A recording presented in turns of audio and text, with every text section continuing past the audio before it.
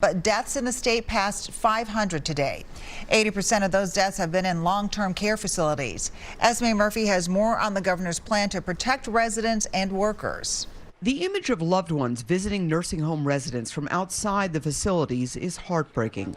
The governor and health commissioner announced new goals for limiting the spread of cases in long-term care facilities. This is not so much about fixing something that's broken or deficient as it is about ramping up our systems to deal with an unprecedented level of need. The governor and health commissioner announced a series of new long-term care rules.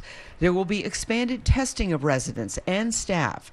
There will also be expanding testing, troubleshooting, better distribution of personal protective equipment, and an emphasis on adequate staffing for hard-hit facilities, including bringing in the National Guard if necessary.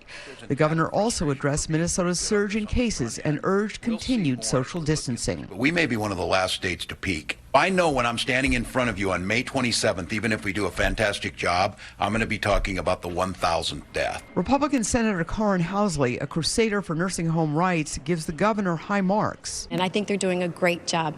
But I think we really need to focus where the hot spots are. Senator Housley supports the announced new rules and is also suggesting implementing a student loan forgiveness program for home health care workers. If it is giving somebody who's going into that industry to forgive their student loans for however long to just get the workers in, we need to start looking at some of those things. Health Commissioner Jan Malcolm says it's inevitable that other long-term care facilities will get cases of COVID-19. But she says the goal of these new rules is to prevent the spread of those cases in those facilities. So, for example, facilities would only have 2 to 3 cases as opposed to 10 or more. At the Capitol, Esme Murphy, WCCO 4 News.